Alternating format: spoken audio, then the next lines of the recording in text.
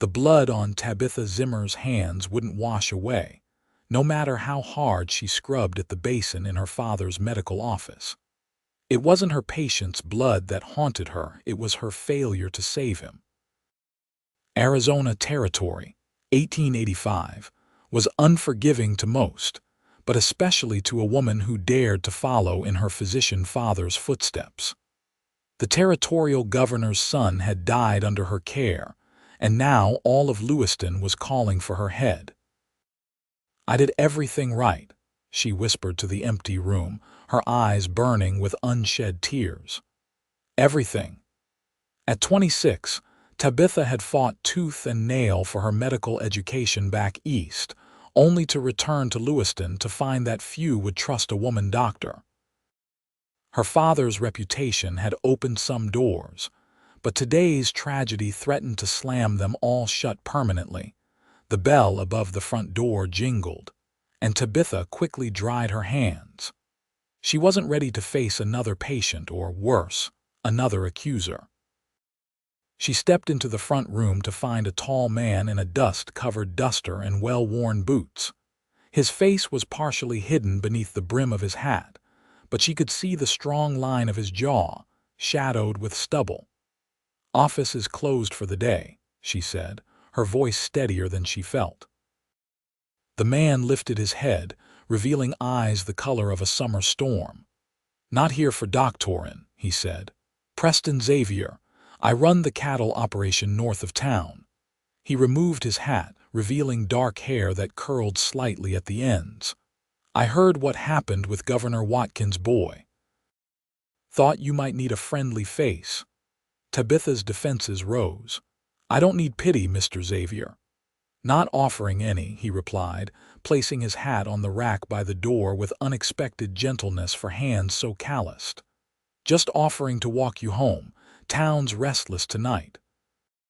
She was about to refuse when shouts echoed from down the street, followed by the sound of breaking glass. Preston moved to the window, peering through the gathering dusk. "Mobs forming outside the saloon," he said quietly. "Governor's whipping them into a frenzy. Best we get you somewhere safe." Fear replaced indignation in Tabitha's chest. She'd heard stories of frontier justice, but never imagined herself on the receiving end. She gathered her medical bag, a habit she couldn't break even in crisis, and nodded. Preston led her through the back door and down the alley, his stride measured to allow her to keep pace. They moved in silence through the growing darkness, the sounds of angry voices fading behind them. When they reached the small house she shared with her father on the edge of town, lights were burning in the windows. "Father must be home," she said, relief washing through her. "Dr. Elias Zimmer would know what to do." Preston nodded. "I'll make sure you get inside safe." Before she could thank him, the front door flew open and her father rushed out, his face ashen. "Tabitha, thank God. They're saying terrible things in town. They're saying—" He broke off when he noticed Preston. "Who's this?" "Preston Xavier, sir," the cowboy said, extending his hand. "Thought your daughter might need an escort home." Dr. Zimmer shook Preston's hand gratefully. "You've done us a service, Mr. Xavier. Please come inside. It isn't safe for any of us on the streets tonight." Once inside, Dr. Zimmer bolted the door and drew the curtains. "They're saying you were negligent, Tabitha. That you killed that boy through incompetence." Tabitha sank into a chair, her legs suddenly unable to support her. "I followed every procedure exactly as you taught me. His appendix ruptured before he even reached our office. The infection had already spread. There was nothing anyone could have done." "I believe you," her father said, "but the governor doesn't want to hear that his delay in bringing the boy in contributed to his death. He needs someone to blame." "And a woman doctor makes a convenient target," Preston observed quietly from his position by the window. Dr. Zimmer nodded grimly. "They're saying they'll run you out of town, Tabitha, or worse." The silence that followed was heavy with unspoken fears. "You could come work for me," Preston said suddenly. Both Zimmers turned to stare at him. My ranch hands are always getting themselves cut up or thrown from horses. Having a doctor on site would be valuable. I've got a small cabin near the main house. It's yours if you want it. At least until this blows over. I can't just run away, Tabitha protested, even as her mind raced through her limited options. It's not running away, Preston said. It's living to fight another day. Dr. Zimmer took his daughter's hand. He's right, Tabitha. I can handle things here, try to reason with people, but you need to be somewhere safe. Just for a time. Tabitha looked between the two men, feeling trapped. Everything she had worked for was in this town, but what good was her training if she was dead or driven away in disgrace? When would we leave? She asked Preston. First light, he replied. I've got a room at the boarding house. I'll come for you before dawn. As if to punctuate his words, a rock crashed through the front window, sending glass scattering across the floor. A voice from outside shouted, "Murderer!" Preston was at the window in an instant, gun drawn, but whoever had thrown the rock was already retreating into the darkness. Make it midnight, Tabitha said, her heart pounding. I'll be ready. Under cover of darkness, with only the essentials packed and her medical bag clutched tightly, Tabitha slipped out of the house where she had grown up. Preston was waiting with two horses, his own sturdy stallion and a gentle mare for her. My father, she whispered. Safe. Sheriff Holden's keeping watch on the house. Your father insisted we not wait until morning. Tabitha nodded, fighting back tears as Preston helped her mount. This wasn't how her life in Lewiston was supposed to end, fleeing in the night like a criminal. We'll ride through the night, Preston said, swinging up onto his own horse. Be at the ranch by morning. They kept to back trails, avoiding the main road out of town. Tabitha found herself studying Preston's profile in the moonlight as he rode slightly ahead, vigilant for any sign of pursuit. She knew little about this man who had appeared like some guardian angel, offering sanctuary when she needed it most.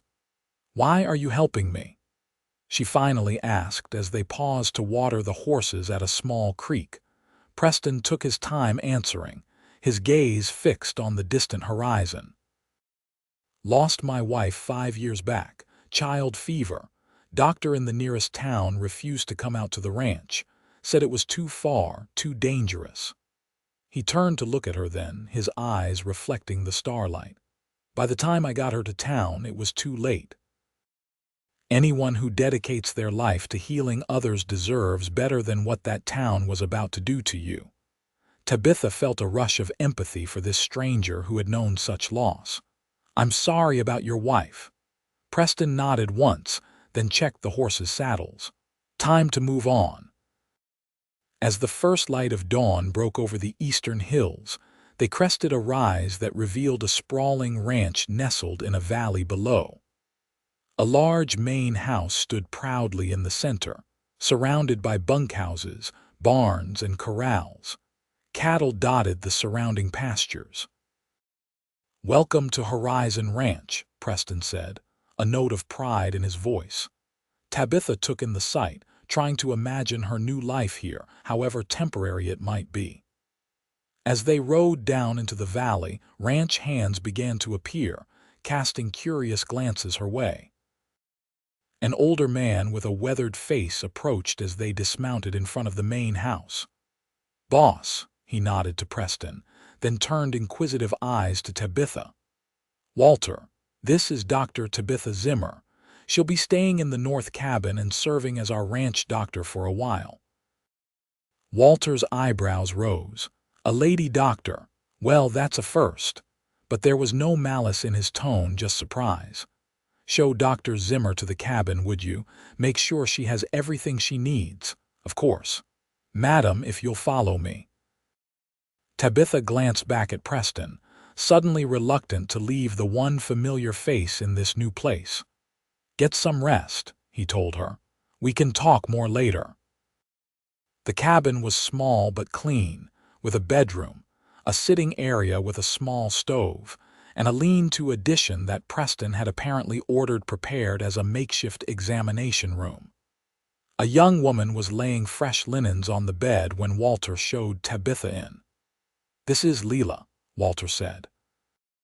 "She helps with the cooking and cleaning at the main house.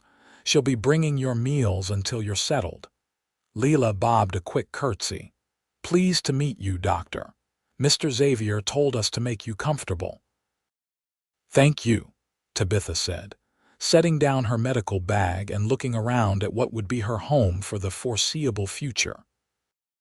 After Walter and Leela left, promising to return with a hot meal and fresh water for washing, Tabitha sat on the edge of the bed and finally allowed herself to feel the full weight of what had happened. In a matter of hours, she had lost her practice, her home, and her place in the community she had hoped to serve. Tears came then, hot and bitter, as she wondered if she would ever practice medicine properly again. She was still sitting there, dried tears on her cheeks, when a knock came at the door. Quickly composing herself, she opened it to find Preston, his hat in his hands. "Thought you might like a proper tour of the place," he said, then noticed her reddened eyes. "Or perhaps later would be better." "No," Tabitha said, straightening her shoulders. "Now is fine. I'd like to see where I'll be working." Preston showed her around the ranch, introducing her to the various hands, explaining the operation of the cattle business, and pointing out the most common sites of injuries. The men were curious but respectful, though Tabitha could tell some harbored doubts about a woman doctor. "You'll have to prove yourself to them," Preston said as they walked back toward her cabin. "But they'll come around once they see you know your business." "I've been proving myself my entire career," Tabitha replied. "I don't expect it to be any different here." Preston stopped walking and turned to face her. "I want you to know that you're safe here, Dr. Zimmer. Whatever happens back in Lewiston, you have a place at Horizon as long as you need it." His sincerity caught her off guard. "Thank you, Mr. Xavier." "Preston," he corrected with a small smile. "We don't stand on formality much out here." "Then you must call me Tabitha," she replied. That evening, after a simple dinner brought by Leela, Tabitha sat on the small porch of her cabin, watching as the sunset painted the western sky in brilliant oranges and pinks. The vastness of the landscape was both intimidating and freeing after the confines of town life. Her thoughts were interrupted by the sound of approaching hoofbeats. A rider was coming fast toward the ranch from the direction of Lewiston. Tabitha tensed, fear gripping her heart. Had they come for her already? She saw Preston emerge from the main house, rifle in hand, as the rider approached. There was a brief conversation, then Preston turned and began walking toward her cabin, his face grim. "News from town," he said when he reached her. "Your father sent word. The governor's called for your arrest. Sheriff Holden's holding him off for now, but it's not looking good." Tabitha felt the blood drain from her face. "Arrest? On what charges? Criminal negligence leading to death." "That's absurd. Any doctor would testify that I followed proper procedure." "Any doctor might," Preston agreed, "but will they, against the territorial governor?" He sat beside her on the porch step. "Your father also sent this." He handed her a small bundle wrapped in cloth. Inside, she found her mother's locket and a folded letter. With trembling hands, she read her father's elegant script. "My dearest Tabitha, keep safe and keep healing. The truth will prevail in time, but for now, distance is your ally. I am well, though I miss you terribly. Trust in Mr. Xavier. He is a man of his word. All my love." Father Tabitha clutched the letter to her chest, fighting back a fresh wave of tears. "He's right," Preston said quietly. "Distance is your ally right now, and time." "How much time?" she asked, looking up at him. Preston's eyes were kind but honest. "I don't know. These things can burn hot and fast, or they can smolder for years. But you're welcome here for as long as it takes." That night, sleep eluded Tabitha. She lay awake, replaying the events that had led to her patient's death, searching for anything she might have done differently. But there was nothing. The boy had been too far gone by the time he reached her. The next morning, she was startled awake by urgent knocking. She had finally dozed off just before dawn. "Dr. Zimmer," a voice called. "Dr. Zimmer, you're needed." Tabitha threw on a dress and opened the door to find one of the younger ranch hands, his face pale with worry. "It's Miguel," the boy said. "He got trampled bad by a bull. Mr. Xavier says to come quick." Grabbing her medical bag, Tabitha followed the boy to one of the bunkhouses. Inside, men were gathered around a bunk where a middle-aged Mexican man lay groaning, his chest and abdomen visibly deformed. "Everyone out," Tabitha commanded, slipping into the professional demeanor that came naturally after years of training. "Except you," she pointed to Walter, who stood nearby. "And you," she added to the young hand who had fetched her. Preston appeared in the doorway. "What do you need?" "Hot water, clean linens, whiskey if you have it, and some space to work," she replied, already examining Miguel's injuries. Preston nodded and began issuing orders to the men. For the next 2 hours, Tabitha worked to save Miguel's life, setting broken ribs, binding his fractured arm, and treating internal bleeding. It was touch and go for a while, but eventually his breathing steadied, and color began to return to his face. "He'll live," she told Preston, who had remained nearby throughout, providing assistance when asked. "But he'll need careful watching for the next few days." "I'll arrange for someone to sit with him," Preston replied. Then more softly, "You're good at this." Tabitha felt a flush of pride at the simple compliment. "It's what I was trained to do." Word of Miguel's treatment spread quickly through the ranch. By evening, several of the hands had stopped by her cabin to express their thanks and introduce themselves properly. The wariness she had sensed earlier was beginning to fade. Over the next few weeks, Tabitha settled into a routine at Horizon Ranch. She treated everything from minor cuts and burns to a dislocated shoulder and a case of pneumonia. Each successful treatment built her reputation among the ranch hands and the neighboring homesteaders who began to seek her out.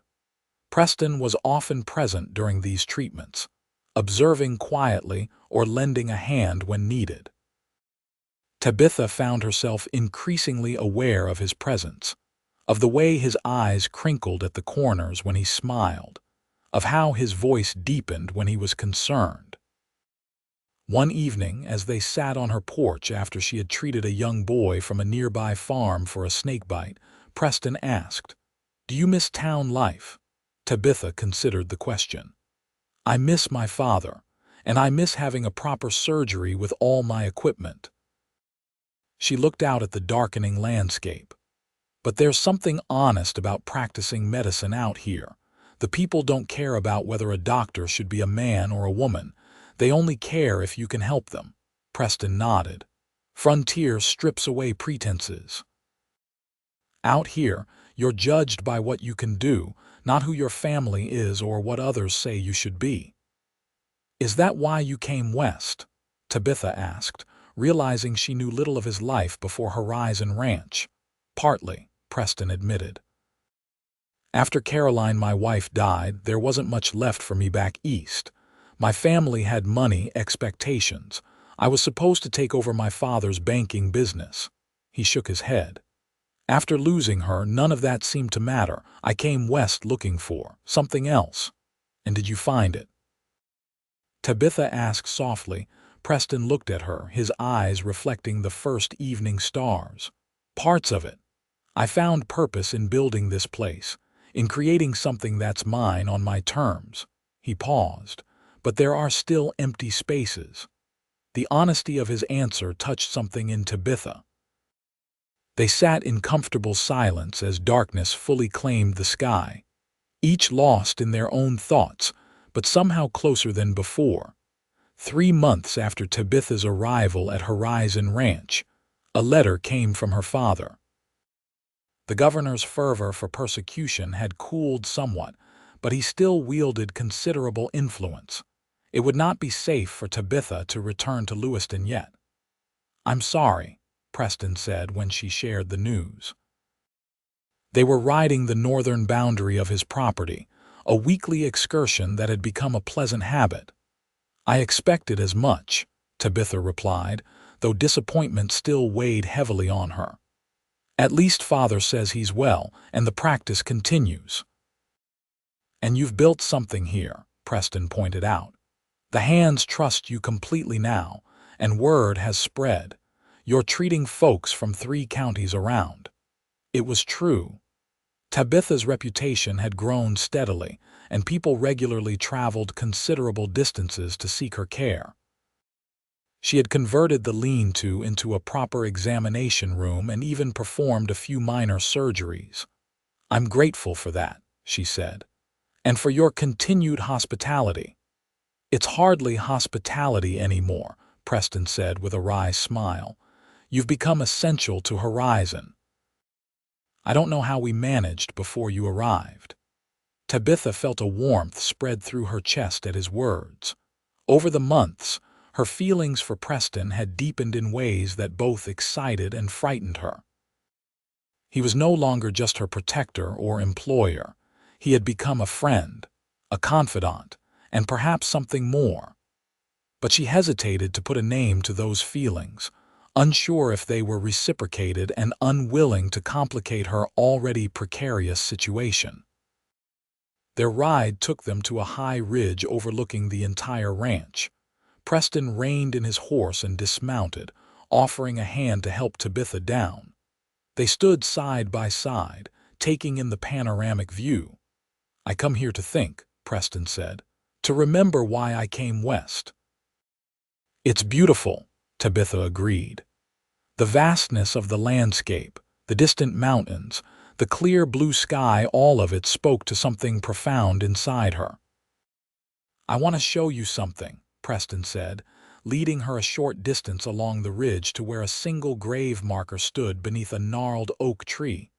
"Caroline," Tabitha read from the simple stone. "I brought her west with me," Preston explained. "Couldn't bear to leave her behind." He knelt and cleared away a few fallen leaves from the grave. "Sometimes I wonder what she would think of all this, of what I've built here." "I think she would be proud," Tabitha said gently. Preston looked up at her, his eyes filled with an emotion Tabitha couldn't quite name. "Thank you for that." On the ride back to the ranch, they spoke of lighter things: the coming fall roundup, a new foal born in the stables, the harvest festival that the nearest town would host in a few weeks. "You should come," Preston said. "It's far enough from Lewiston that no one would recognize you. It would do you good to enjoy yourself a bit." Tabitha hesitated.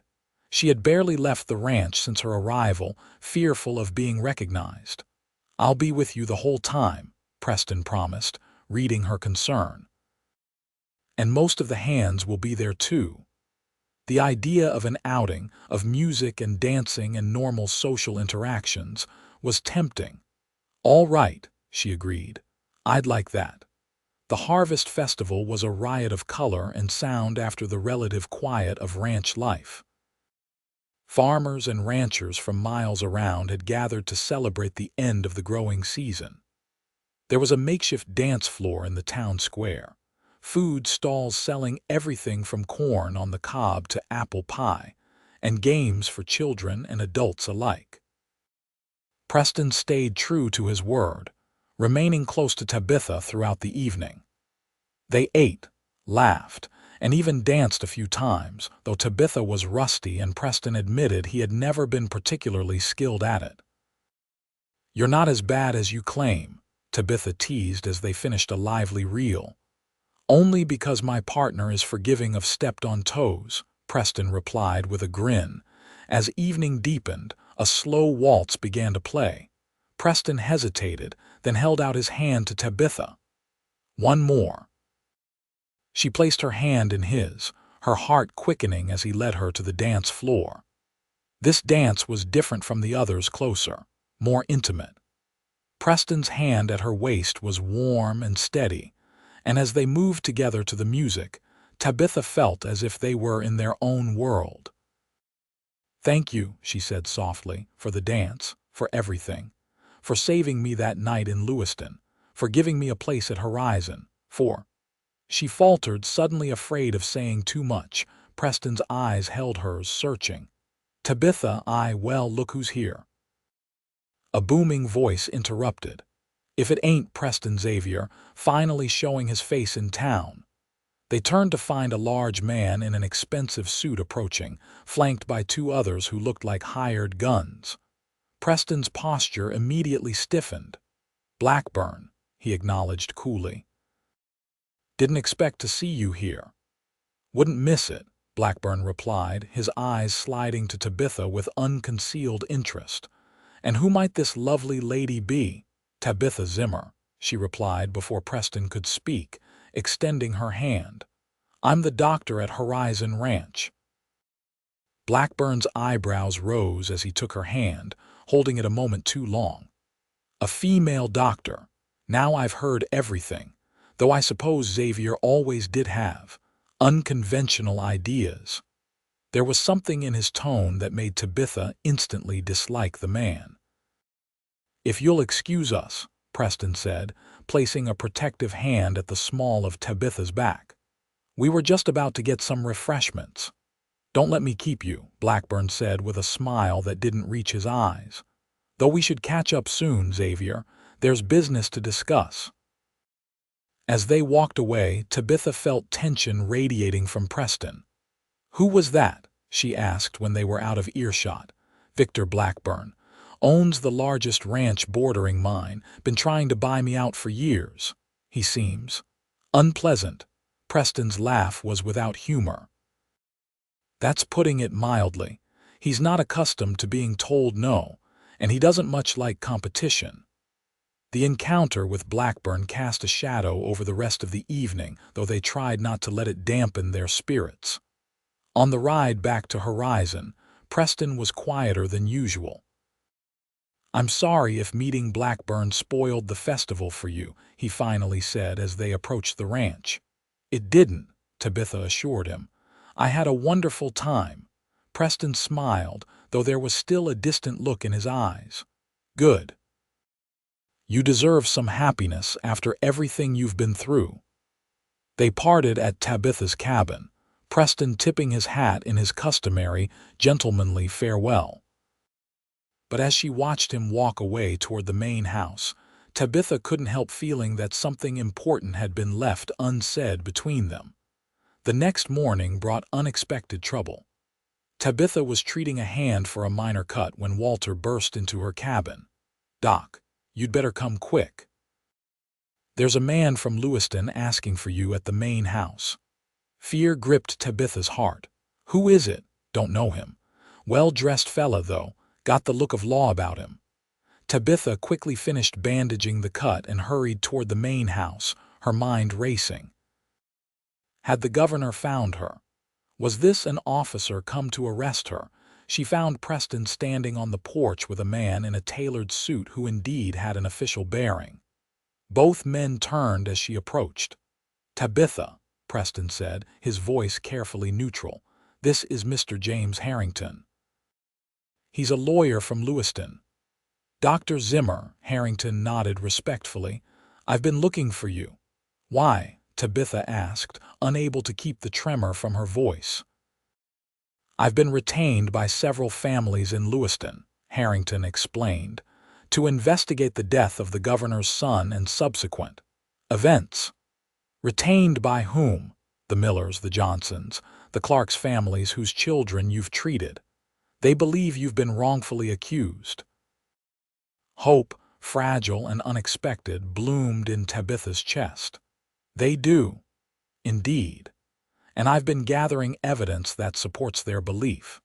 The governor's son's symptoms, as described by multiple witnesses, indicate a condition that was likely fatal regardless of treatment." Harrington reached into his briefcase and withdrew a folder. I have affidavits from 3 physicians who reviewed the case. They all concur that your treatment was appropriate and that the boy's death was, sadly, inevitable given how advanced his condition was. Tabitha took the folder with shaking hands. I don't understand. How did you find me? Your father, Harrington replied. Once I convinced him of my intentions, he directed me here. He's been instrumental in gathering testimony from your former patients. This is wonderful news, Preston said, placing a supportive hand on Tabitha's shoulder. It's a start, Harrington cautioned. The governor still has considerable influence, but public opinion is shifting. People are beginning to question his version of events. What does this mean for Tabitha? Preston asked. It means there's hope, Harrington said. I believe we can clear her name given time, but it would help if she could return to Lewiston, stand her ground, show she has nothing to hide. Return, Tabitha echoed. The prospect was both thrilling and terrifying. Not immediately, Harrington clarified. Let me continue building our case, but perhaps in a few weeks when I've secured more support. After Harrington left, promising to send word when the time was right, Tabitha and Preston sat in the main house's study, the lawyer's folder open between them. This could all be over soon, Tabitha said, still stunned by this turn of events. I could go home. Yes, Preston agreed, though his voice lacked the enthusiasm she expected. You could return to your practice, to your father. Tabitha looked up, suddenly realizing what returning to Lewiston would mean. Leaving Horizon, leaving Preston. The thought created an unexpected ache in her chest. Of course, Preston continued, your position here remains open to you should you ever want it. Horizon will always welcome you. Thank you, Tabitha said, wishing he would say more, reveal more of what he was thinking, but Preston simply nodded and stood. You have a lot to consider. I'll leave you to your thoughts. In the weeks that followed, Tabitha found herself torn between excitement at the prospect of clearing her name and a growing reluctance to leave Horizon. She had built something here, a practice that served people who truly needed her, relationships with the ranch hands and neighboring families, and, most significantly, a deep connection with Preston. Yet Preston himself seemed to be pulling away.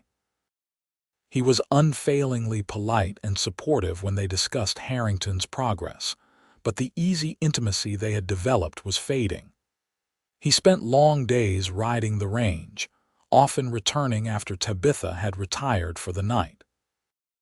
Their shared meals became less frequent, their conversations more superficial. One evening, unable to bear the growing distance between them, Tabitha marched up to the main house and knocked firmly on the door. Leela answered, surprised to see her. Is Mr. Xavier in? Tabitha asked. In his study, madam. Shall I announce you?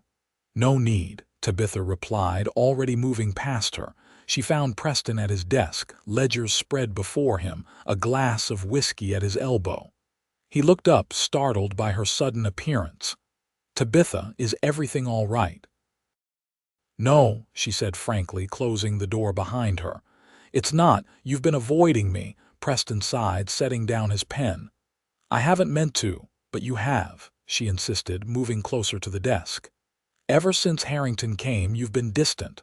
Why? Preston stood and walked to the window, his back to her. I'm trying to make things easier. Easier? For whom? For both of us. He turned to face her. You'll be leaving soon, going back to your real life in Lewiston. It's best if we adjust to that reality.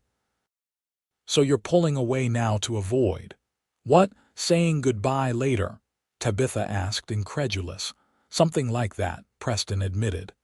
That's cowardly, she said, the words escaping before she could stop them. Preston's expression hardened. Perhaps it is. I thought we were friends, at least, Tabitha said, hurt evident in her voice. We are, but what? Preston ran a hand through his hair, a gesture of frustration she had come to recognize. But my feelings for you have become complicated. Tabitha's heart skipped a beat. Complicated how? You know how, Preston said, his voice low and intense.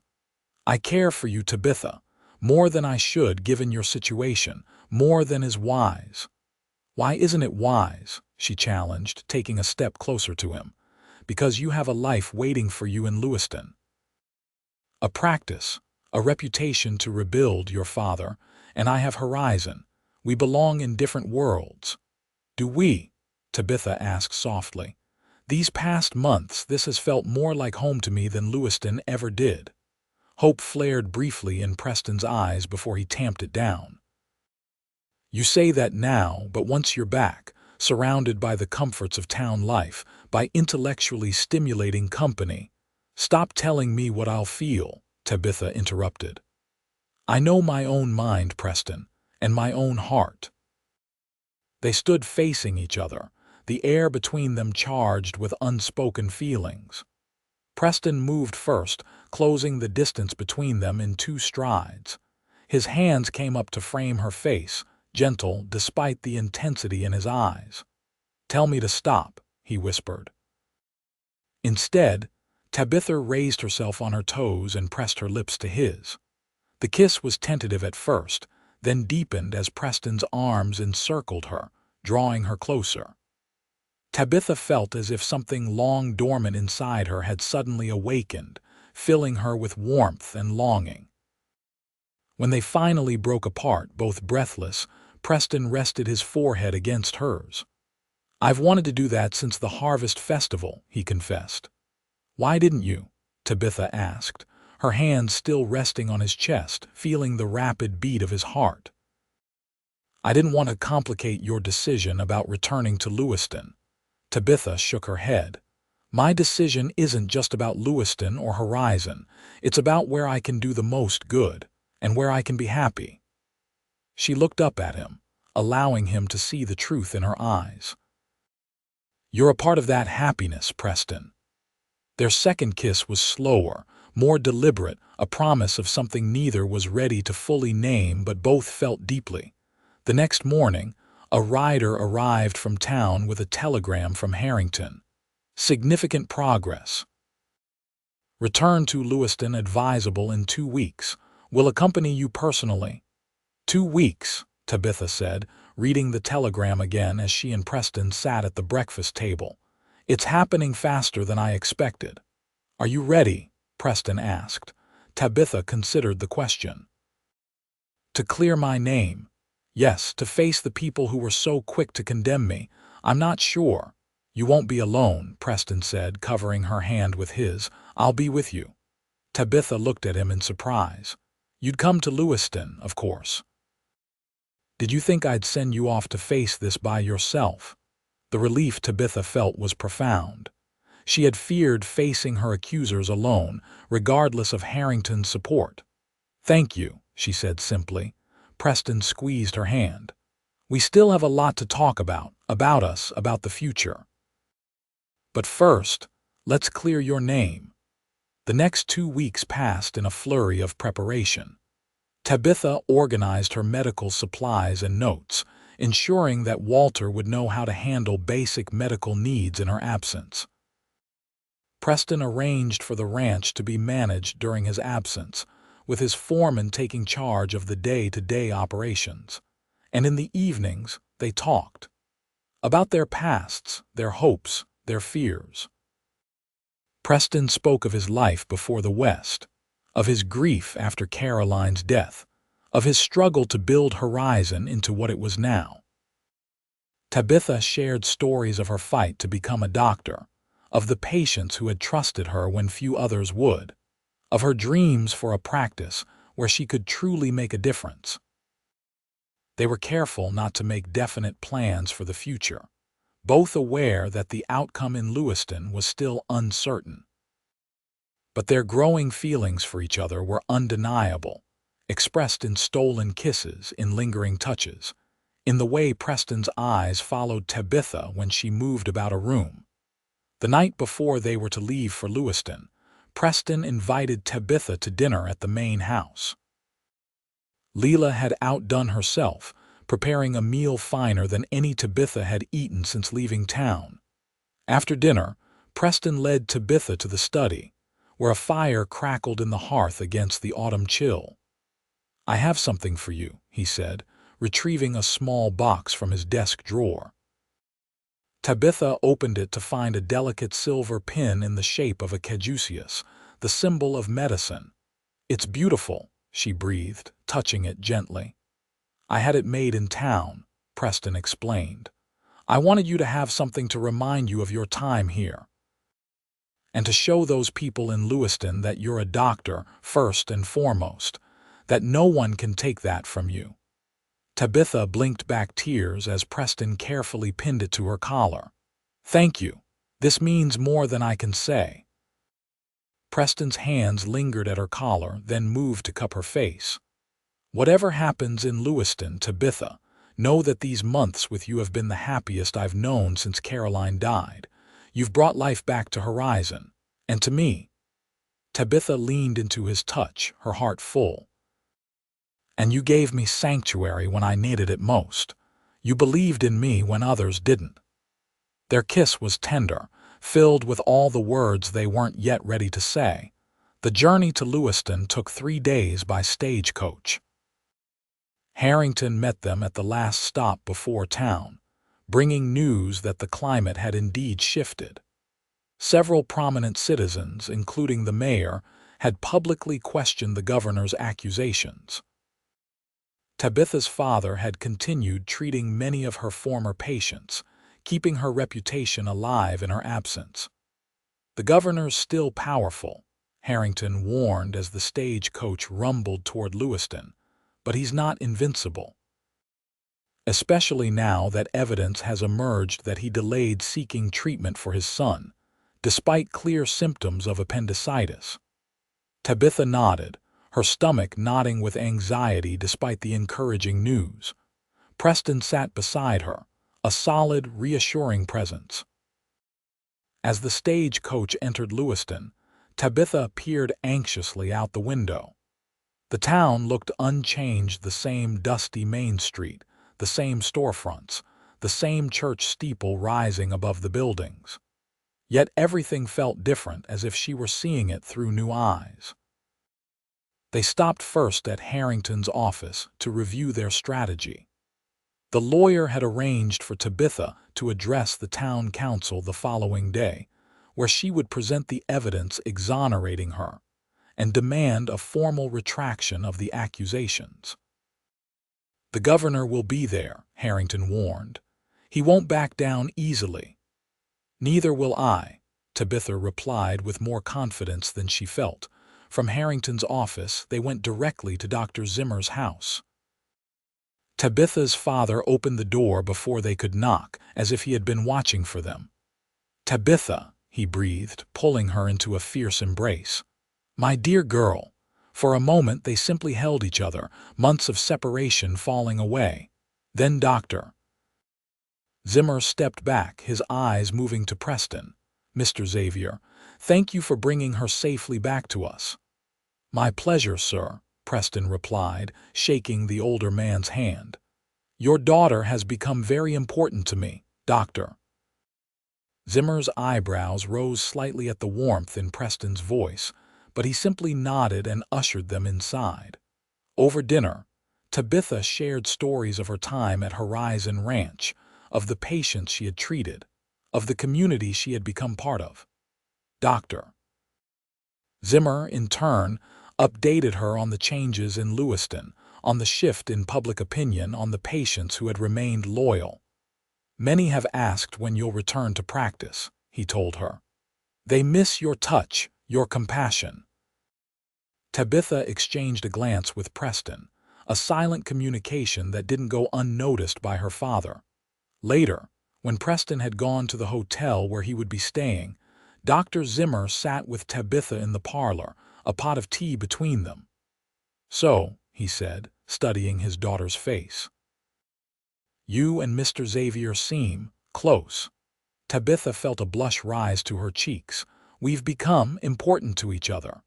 Dr. Zimmer nodded thoughtfully. "I suspected as much from his letters." "His letters?" Tabitha asked, surprised.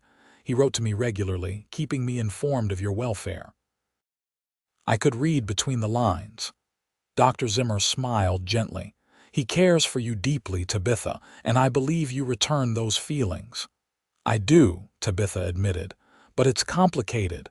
My practice is here, his ranch is there. Life is always complicated, my dear. The question is whether what you feel for each other is worth navigating those complications." Tabitha considered her father's words as she prepared for bed in her old room. Everything felt simultaneously familiar and strange: the bed she had slept in for years, the books on her shelves, the view from her window.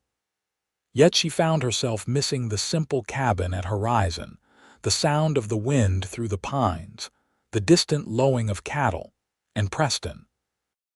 She missed Preston, though they had parted only hours ago. The town council meeting the next day was held in the largest room of the town hall, yet it was still packed to capacity. It seemed all of Lewiston had turned out to witness Tabitha's return and defense. Governor Watkins sat at the council table, his face set in stern lines. Beside him, the mayor and town council members appeared more neutral, willing to hear all sides. Harrington presented their case methodically, introducing the affidavits from other physicians, testimony from witnesses who had seen the governor's son's condition before he reached Tabitha, and a detailed medical explanation of why the boy's death had been unavoidable. Throughout, Tabitha sat with her head high, the silver caduceus pin gleaming at her collar. Preston sat directly behind her, his presence a comfort she could feel without turning. When it was her turn to speak, Tabitha rose and faced the council and the crowded room beyond. "I came back to Lewiston to clear my name," she began, her voice steady despite her racing heart. "But more importantly, I came back to honor the truth of what happened that day. Jackson Watkins was brought to me with an appendix that had already ruptured. The infection had spread throughout his abdomen.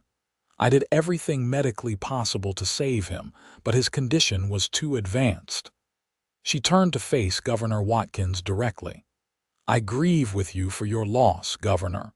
As a doctor, the death of any patient weighs heavily on me. But I cannot allow you to use your grief and your power to destroy my reputation and my right to practice medicine, when I did everything humanly possible to save your son."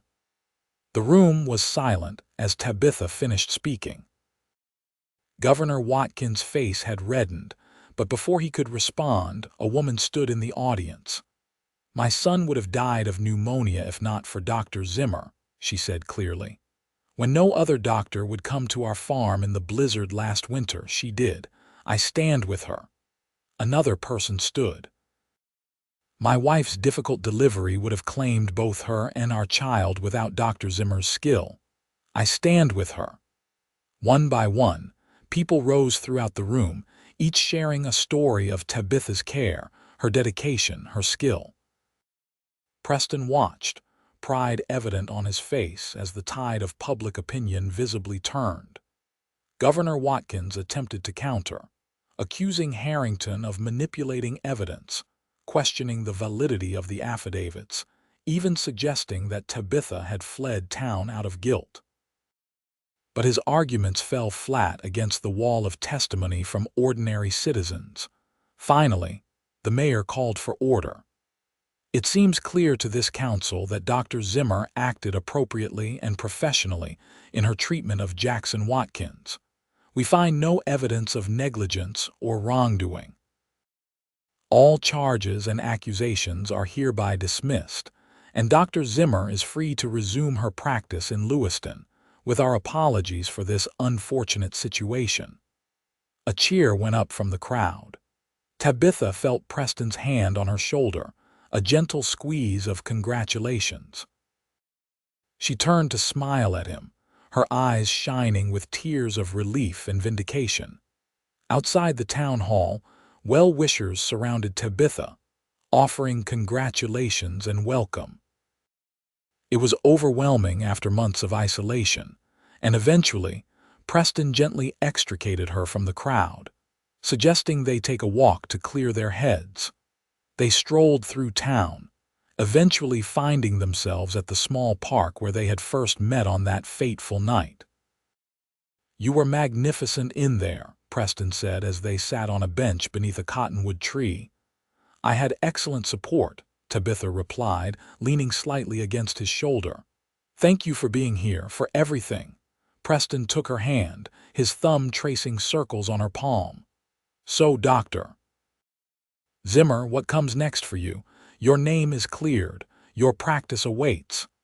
There was a carefully neutral tone to his question that Tabitha recognized he was trying not to influence her decision.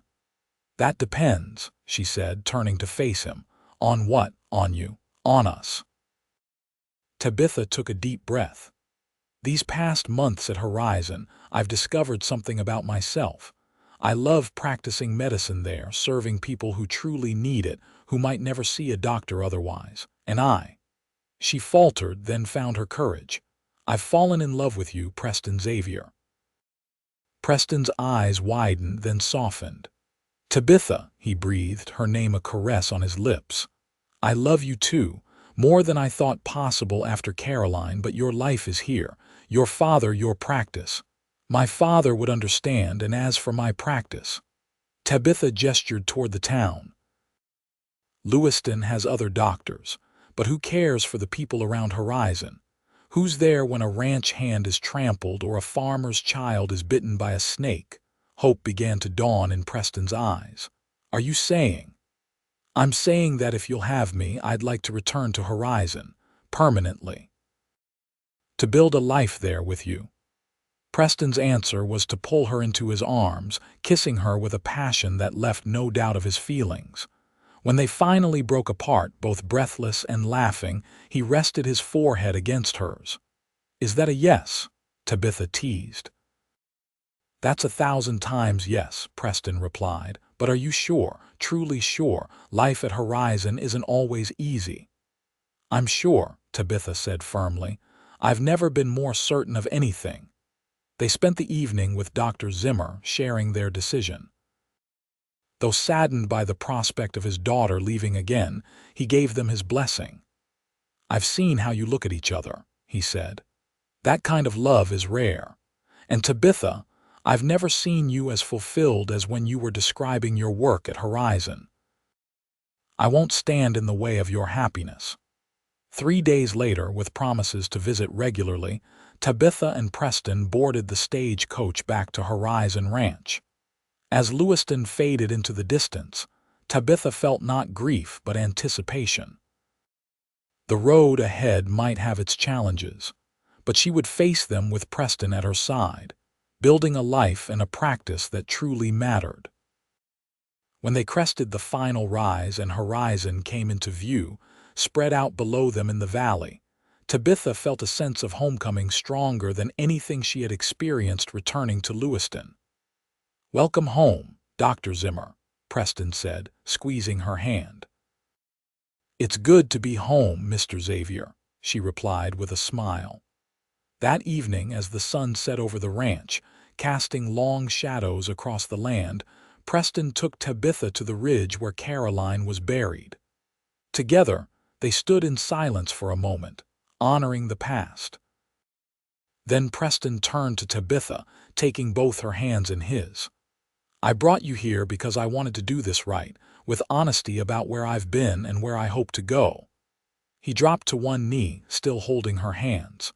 "Tabitha Zimmer, will you marry me? Will you build a life with me here at Horizon, healing the broken, caring for the sick, growing old together under these western skies?"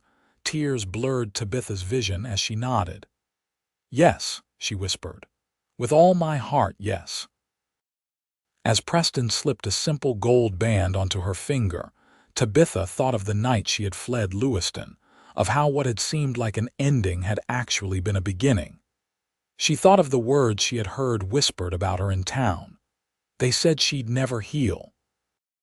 And she remembered Preston's quiet response when Walter had repeated those words to him. not knowing she was within earshot. "Then I'll wait until she does." He had waited, and in waiting, had given her the space to not only heal but to grow, to discover a strength within herself she hadn't known existed. And now, standing on this ridge with the man she loved, Tabitha knew that some breaks were meant to happen because they led you to the place where you were always meant to be. 1 year later, Tabitha stood on the porch of the expanded cabin, now a proper doctor's office with an adjoining house where she and Preston lived. The clinic served not only the ranch hands but also families from miles around. Just yesterday, she had delivered twins to a settler's wife who had traveled 3 days to reach her. Preston came up behind her, wrapping his arms around her still slim waist, his hands resting gently on the small swell of her belly. "Mrs. Xavier," he murmured against her ear, "you should be resting." Tabitha leaned back against him, enjoying the solid warmth of his chest. "I'm fine. The baby's not due for months yet." "Still," Preston insisted, "you've been on your feet since dawn. That farmer with the broken arm took longer than expected." Tabitha turned in his arms to face him. "Are you going to be this protective for the entire pregnancy?"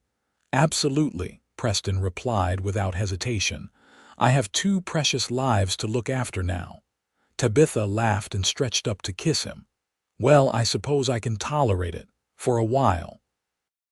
As they stood together on the porch, watching the sun sink toward the horizon, Tabitha reflected on the journey that had brought her here. From the frightened, disgraced doctor fleeing Lewiston to the confident, respected healer she was now. From a woman alone to a wife, soon to be a mother. The path had not been easy. There had been challenges, days when patients couldn't be saved, conflicts with neighboring ranchers, particularly Victor Blackburn, who remained a thorn in their side, the difficult adjustment to married life for 2 independent souls. But through it all, Preston had stood beside her, supporting her dreams even as she supported his. Together, they had expanded Horizon's operations, built the clinic, even started a small school for the children of the ranch hands and nearby homesteaders. Dr. Zimmer visited regularly, staying for weeks at a time, delighting in the community his daughter had helped build and eagerly anticipating the birth of his first grandchild. "What are you thinking about?" Preston asked, noticing her thoughtful expression.